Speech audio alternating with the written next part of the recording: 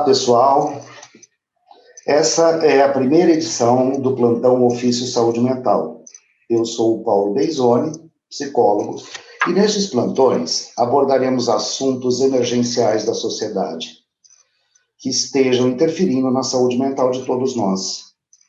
Hoje nós vamos tratar da urgente situação da pandemia da Covid-19, em seu pior momento no Brasil, e os impactos que tem gerado na população e na saúde mental da população.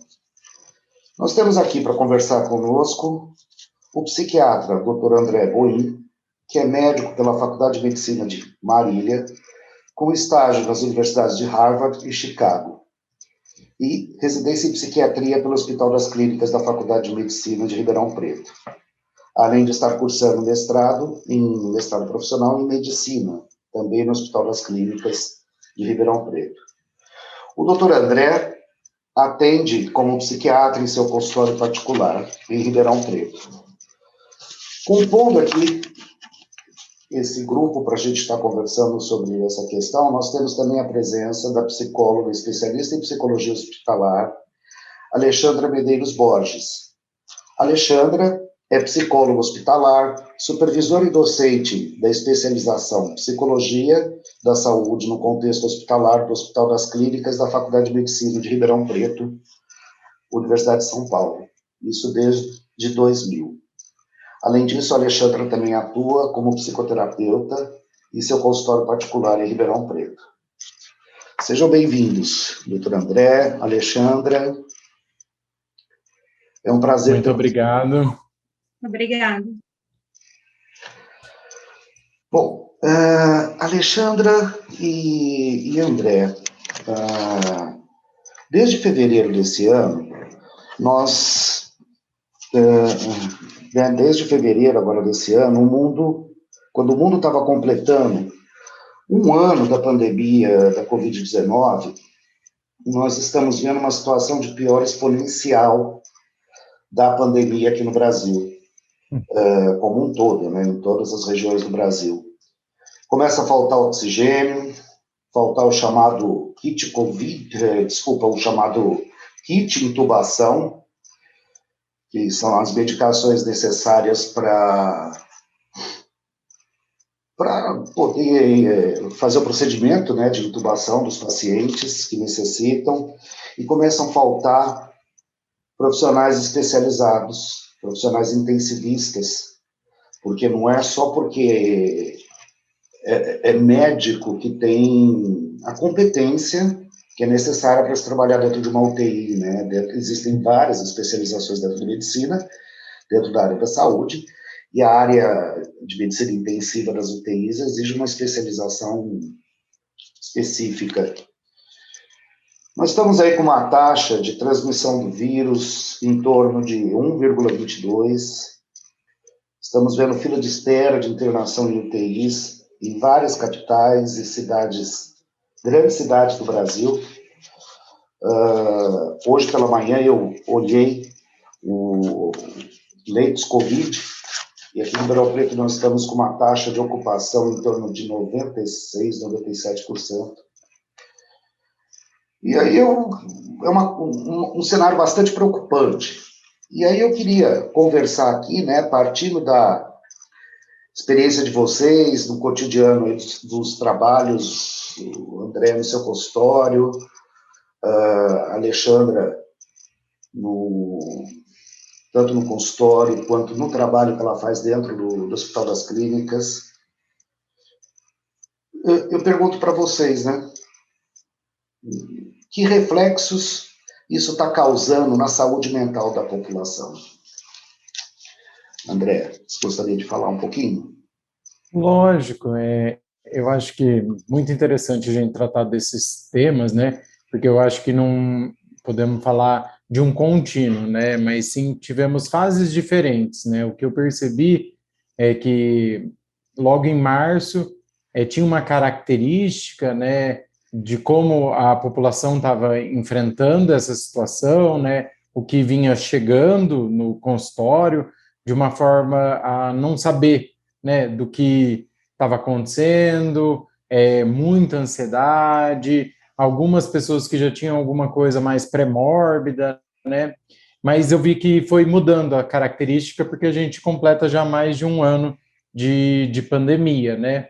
E teve uma sazonalidade, né? Teve um momento que foi estabilizando, daí chegou a época das festas, e eu vi que diminuiu um pouco a procura, né? E Uhum. daí veio agora, com a época, o momento da vacina, eu percebi que reduziu um pouco a procura e parece que tinha-se um norte. Mas com a Tá. variante, a piora, eu vi que teve uma piora do enfrentamento dessa situação, porque eu acho que já vinha uma esperança de término, né? De fim, e agora com essa nova variante, com esse colapso que agora é geral, né? Porque antes era momentâneo, né? Começo da pandemia, a gente viu São Paulo, as capitais antes da gente, ela ia sendo localizada e agora é geral, espalhado, disseminado. Então, eu acho que o enfrentamento veio de formas bem diferentes durante esse Uhum. um ano inteiro. E você, Alexandre, como você percebe isso? Acho que é um pouco parecido com o que o André está colocando, né? Eu acho que no começo aparecia muito a ansiedade frente a algo que não conhecia, né? Então, desde os cuidados que tinha que ter, a gente não conseguia encontrar máscara, não conseguia encontrar o álcool gel, né? Todos os receios, né? Mas agora, assim, eu estava lendo um artigo que eu achei interessante, eles usaram um termo que é coronofobia, que as pessoas Interessante. estão desenvolvendo, né? Então, que seria tanto o medo de você se contagiar e agravar, quanto de passar para outras pessoas, né, e elas se agravarem, e o medo do impacto econômico. E o que eu tenho notado, assim, no consultório, assim, muitos pacientes com medo desse impacto econômico, das mudanças que estão tendo, né, mesmo os que estão empregados, né, muito medo do contágio que está chegando cada vez mais próximo das Sim. famílias, né, algumas pessoas já tendo que enfrentar o luto, né, então, assim, eu acho que a angústia agora é maior em torno da morte, né, que está muito próximo. E eu tenho visto muitos sentimentos de desesperança, né, concordo com o André, né, quando surgiu a vacina, né, todo mundo ficou cheio, né, de esperança, agora a gente está vendo uma luz, mas está sendo muito pouco a vacinação. Sem dúvida. Né? Então, eu atendo jovens que falam assim, meu Deus, quando é que vai chegar na minha idade? E mesmo na idade dos pais, né, os que têm os pais por volta dos 60 anos, né, ainda vai demorar. Né? Então, eu vejo, muitos meus pacientes estão muito desesperançosos, né, tinha uma noção de que isso, sei lá, duraria 2 meses, 3 meses, a gente já passou de um ano, né, pacientes que estão na faculdade, que faz mais de um ano que não tem aula presencial, pacientes que passaram na faculdade e não conhecem a própria turma, né, então acho que são vários lutos, né, que as pessoas estão enfrentando nesse momento. Eu tenho alunos, como professor na Unip, né, eu dou aula para a turma do segundo ano, eles, como eu dou psicometria e a gente fala de estatística, outro dia eu peguei e comecei a falar a questão de estatura média da sala. Eles não se conhecem, não tem como falar estatura, né? E a minha filha acabou de passar em nutrição na USP, o trote dela está sendo virtual. Nós fizemos um trote, a gente, assim, eu, minha esposa e minha outra filha, e o cachorro, na varanda, né, jogando farinha, pintando, e os veteranos organizaram um trote virtual com algumas brincadeiras virtuais. São rituais que nos fazem falta, né? São rituais de passagem, né? E que vão marcando, né? Eu acho que vão marcando a passagem do tempo, né? Que são importantes, né? Igual, como as épocas do ano, né? Verão, né? Eu acho que feriados marcam muito isso, né? A passagem do ano, e parece que a gente não teve muito isso, né? Essa noção de passar do tempo, né? Porque, igual, final de semana, eles estão muito parecidos com o dia de semana, né? Para muitas pessoas. Então, esse ciclo, né, a rotina, essas pontos de marcação, né, de passagem do tempo, do ano e tudo, eu acho que está fazendo muita falta e a gente está ficando cansado, se esvaindo de recursos, né, resiliência para enfrentar tudo isso. Como é que vocês percebem que a população está reagindo a essa situação? Vamos pensar na população de modo geral, né? Essa situação caótica que nós estamos vivendo. Né?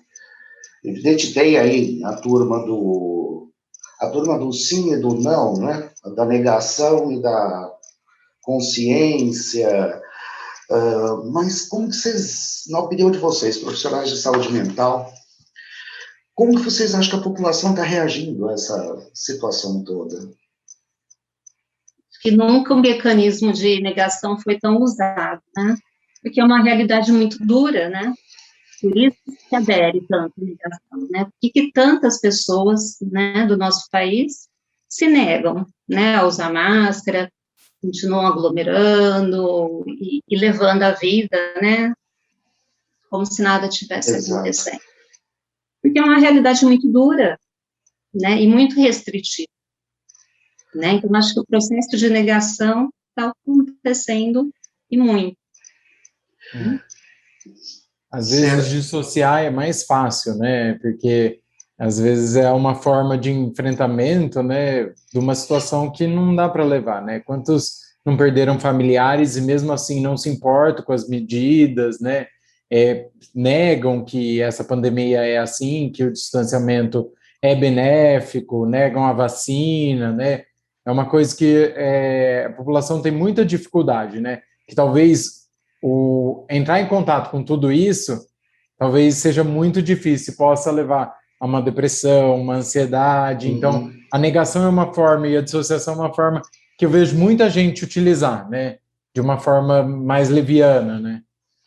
E André, você me falou que você tem uma tendência mais para... A Alexandra tem uma abordagem psicodinâmica, né, Alexandra? Para quem não sabe, dentro da psicologia e psiquiatria, nós temos abordagens diferentes de trabalho. E você me falou que tem uma linha um pouco mais comportamental, né, André? Uhum.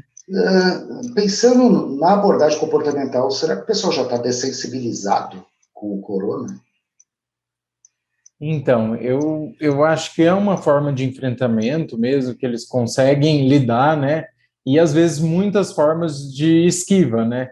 Que eles vão fazendo algumas vezes esquivando comportamentos e negando a essa situação toda que nos impacta, né?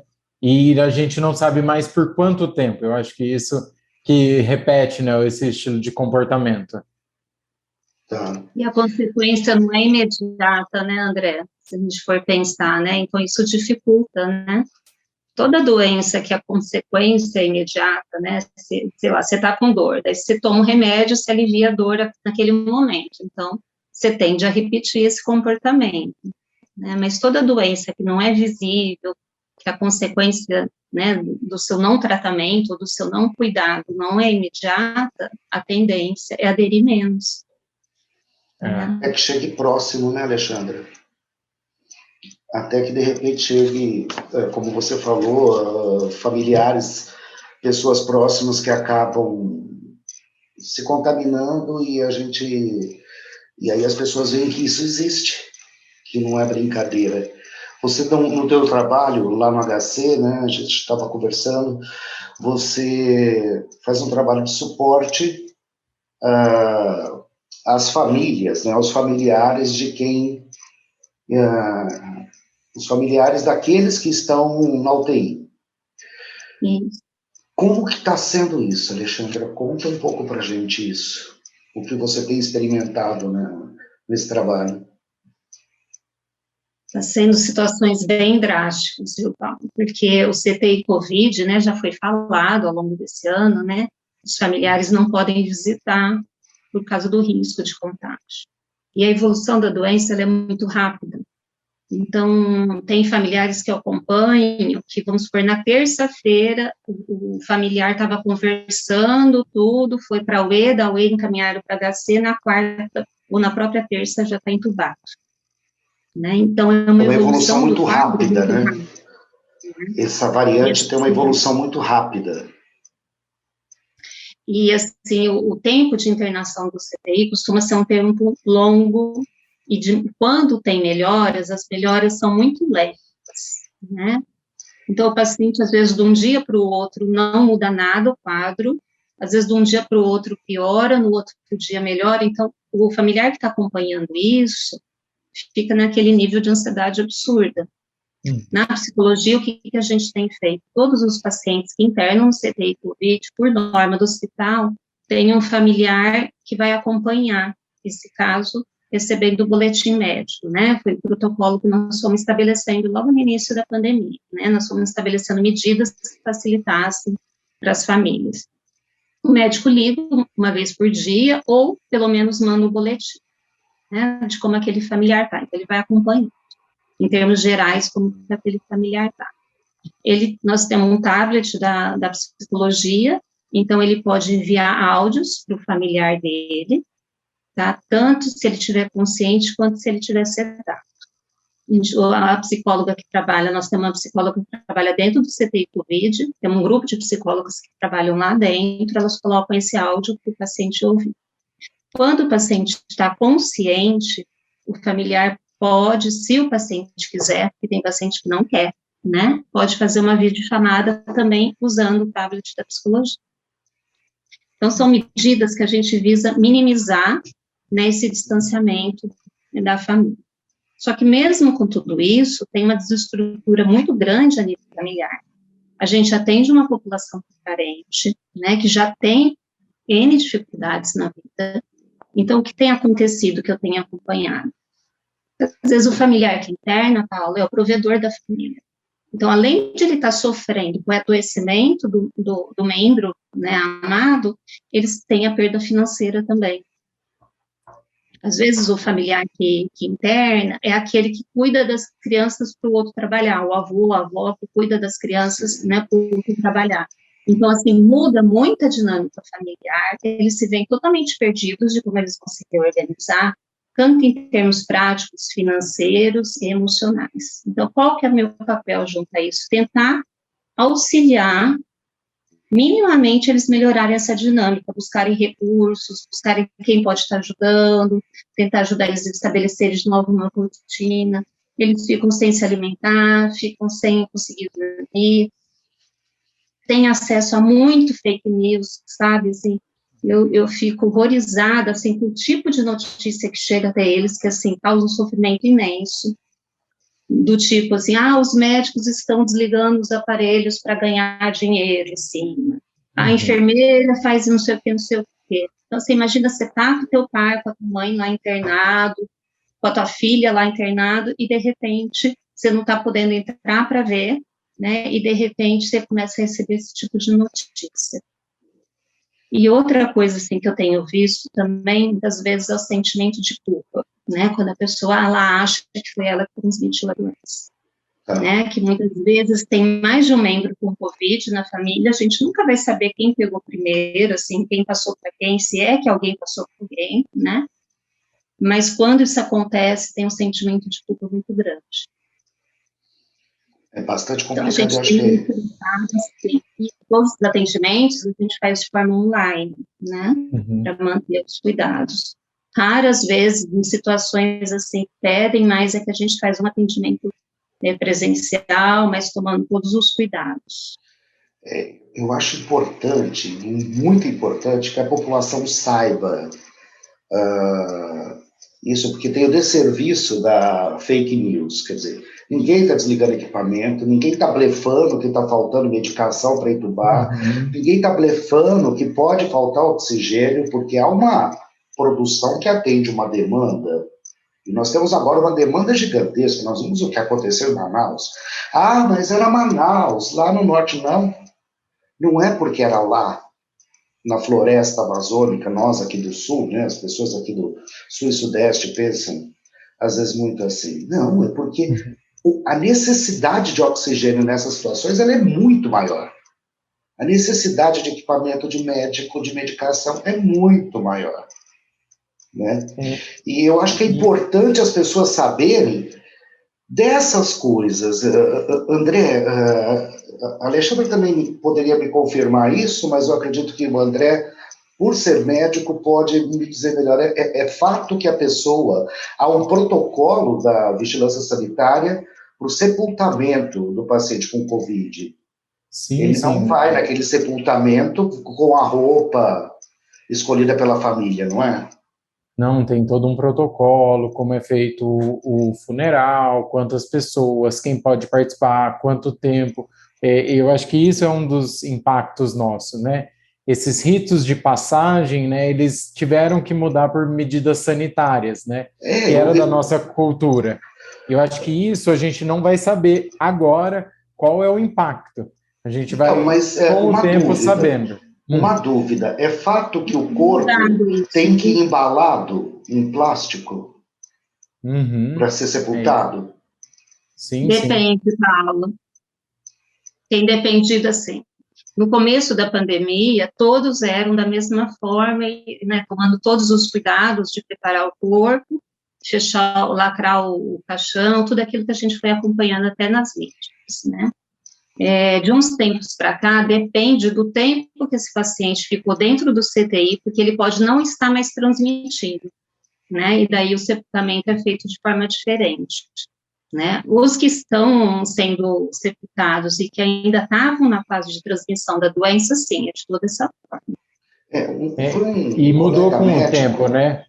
Porque mudou com o tempo. No começo nem tinha sepultamento, né? E ela vai mudando conforme o conhecimento que a gente está criando, né? Como ser uma doença nova, né? A gente está tendo que criar tudo ao mesmo tempo, né? Conforme a gente vai entendendo a doença. Eu fiz essa pergunta porque um colega um dia me falou que a família chega com a roupa para colocar no corpo e ele não pode receber a roupa porque não vai poder pôr a roupa no corpo. E aí eu até brinquei e falei, não, mas não dá para pôr a roupa dentro do caixão? Recebe a roupa e coloca dentro do caixão. Porque a gente pensa naquela coisa simbólica mesmo, né? Uhum. E André, nós estamos... Isso é uma das coisas que tem que se trabalhar com esses pacientes, Paulo, que eu tenho acompanhado da família, né? Que muitas vezes eu acompanho o médico dando a notícia do óbito, né? Daí acompanha o médico e o serviço social, que ajuda bastante na organização, né? De falar essas questões, todas que a gente está conversando. E a gente acompanha um tempo depois também, né? Para tentar ajudar, pensar em alguns rituais, né? Que possam substituir o velório, que possam substituir essa forma que a gente estava acostumado para poder elaborar esse luto. É uma situação muito difícil, né? Nós estamos em um assunto que a gente ficaria aqui, acho que horas conversando, né? Mas eu queria, assim, dentro do tempo que nós temos, eu queria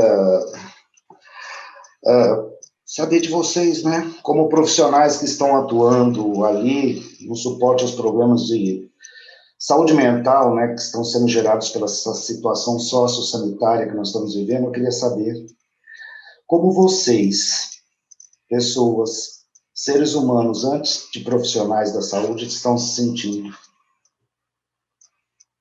Olha, Paulo, é uma ótima pergunta, assim. Eu já tive fases, né? Teve períodos durante esse um ano que eu comecei a ter insônia, dificuldade para dormir, e o que eu orientava eu comecei a reforçar para mim mesmo, né? Então, acho que eu tenho um sentimento de incerteza. Eu acho que é buscando resiliência onde eu não sei onde a gente vai tirar. Eu acho que há uns dias atrás, quando foi decretado o lockdown aqui em Ribeirão Preto, eu tinha para mim uma certeza, assim, eu preciso estar muito saudável mentalmente para poder cuidar das outras pessoas. Então, eu reforcei as minhas atividades físicas, minha rotina, minha área de lazer, eu faço pintura, então eu estou buscando recursos para estar saudável para poder cuidar do outro, porque a realidade, como a gente falou aqui nessa conversa, é muito dura e a gente não tem previsão de término, assim. Sim. Ad eterno, uma relação, uma realidade muito triste. Então, o que eu tenho sentido é uma necessidade de cuidar muito de mim para poder cuidar do outro. Alexandre. Eu sinto isso também, né, assim, eu sinto que eu também tive momentos, né, momentos que a gente se entristece, eu tenho os mesmos medos que qualquer pessoa tem de alguém próximo a mim adoecer, né, graças a Deus eu não tive ninguém próximo que se agravou, já tive pessoas próximas que pegaram, né, e a gente ficou bastante preocupado, e acho mais difícil, assim, em alguns momentos eu me alimentar direitinho, né, eu acabo abusando, né, a gente fica mais em casa, né, e procuro, assim, a hora que eu vejo que eu estou ficando muito angustiada, muito estressada, é o que a André falou, eu tento lembrar as coisas que eu trabalho com meus pacientes, eu falo, então chega de ver notícia, se desliga da internet, vai brincar com seu cachorro, vai ver TV, vai ver programa de humor, vai ligar para aquele amigo que você dá risada. Eu acho que sim, a gente tem que continuar tendo os laços sociais e os laços que nos fazem bem. Assim. Porque algumas pessoas acabam sendo mais tóxicas, né? Então, se você naquele momento você já está nervosa, vai ligar para alguém que está nervoso também, não vai prestar. Né? E o que então, você assim, eu tenho aqueles cuidados que eu trabalho com meus pacientes para poder retomar. E o que vocês deixariam de mensagem aí para as pessoas, assim, brevemente, nessa situação para poder cuidarem da própria saúde mental, para não adoecerem nessa situação toda que a gente está vivendo? Olha, eu vou falar... Por favor. Pode falar, André. Imagina, Alexandre. Primeiras damas. Sim. Eu acho que algumas coisas que eu estava falando que eu tenho feito para mim mesmo, né? Eu acho que a gente tem que limitar o número de informações que a gente tem, né? Tá próximo das pessoas que a gente gosta, né? Eu acho que buscar sentido na vida, não é só buscar alegria na vida, né? Mas quais coisas que te movem, que te movimentam, que te incitam à vida. Isso é muito individual, cada um vai ter um. Eu, por exemplo, lutar pelos animais, eu procurar o bem-estar deles é algo que me movimenta. Então, acho que isso nos traz de volta na conexão da vida e não na conexão da morte. Eu acho que praticar o altruísmo, seja no que for, né, ajudar alguém que esteja precisando mais que você, também te movimenta, te causa bem-estar, né, eu acho que quando você se movimenta de alguma forma, a tua saúde mental, ela melhora, né, do que você ficar só focado na mesma conversa, no mesmo problema. A gente vai ter que passar por isso, a gente não tem controle sobre tudo, mas eu gosto de pensar muito assim, virou um mantra para mim, eu não tenho controle sobre tudo. Não adianta eu ficar brava que o outro não está usando máscara, não sei o que, porque eu não tenho controle sobre isso. Eu tenho controle sobre eu usar máscara. Eu tenho controle sobre eu fazer economia nas minhas finanças para que o dinheiro dê. Então, eu procuro nessas horas, né, e eu acho que isso funciona para outras pessoas, centrar no potencial que eu tenho. E lembrar quantas dificuldades eu já passei na minha vida e eu sobrevivi. E quantas dificuldades a humanidade passou para chegar até aqui e sobreviveu. Então, a gente vai sobreviver. Né? Eu acho que a gente tem que estar no nosso potencial. Né? Nós somos bastante potentes. Eu acho que eu concordo com tudo que você falou e é o que eu faço. Né? Eu deixo um horário para ler notícias, eu estou muito cuidado com aplicativos, né, de redes sociais, eu evito, porque quando eu estou me sentindo mal, aquilo é um veneno para mim, então eu evito também. Eu tenho muito contato com meus familiares, não moro em Ribeirão Preto, eu moro sozinho aqui, então eu ligo sempre, é sempre chamada de vídeo, eu mantenho muito contato, atividade física, e uma coisa que eu instituí na minha vida que me deu muito certo, principalmente para a insônia, é o mindfulness, né? Meditação guiada, uma prática que eu tenho feito, assim, aprendi a fazer, tenho feito quase todo dia. Agora no YouTube tem, no Netflix tem uma série, né, o Headspace. Acho que são formas de autocuidado. Sim. Fazer momentos prazerosos, cuidar da minha alimentação, Acho que são essas formas que eu vou tendo cuidado da minha saúde, sabe? Manter uma rotina, organizado, horário para cada coisa, para não se perder. Acho que são as formas que eu vou fazendo para mim e espero que as pessoas vão se cuidando também, né? Isso foi ótimo, gente. Ótimo, nós estamos com o tempo, assim, contadíssimo. Contatos, André, para quem quiser conversar com você, até para uma consulta, se for o caso. Tem o meu Instagram, né? André Boim Psiquiatra, ou o meu site mesmo, andreboimpsiquiatra.com.br. Ótimo, e Alexandra? No Instagram também, tá como Alexandra Borges, e tem o meu celular também, né, que a pessoa pode entrar em contato, que é o 99-133-7180. Tá, DDD 16. DDD 16. Ribeirão Preto. Ótimo. Gente, André, Alexandra, foi muito bom ter recebido vocês aqui. Essa foi uma edição do Plantão Saúde Mental, né? Por isso um programa mais enxuto, apresentado pelo canal Psicólogo Paulo Beizoni no YouTube. Outras edições e outros programas estão disponíveis no canal para você cuidar da sua saúde mental. Não deixe de se inscrever no canal, curtir, comentar e compartilhar a programação. Obrigado a todos, um grande abraço e cuidem-se, né, gente? Cuidem-se. Cuidem todos. Tchau, um grande abraço.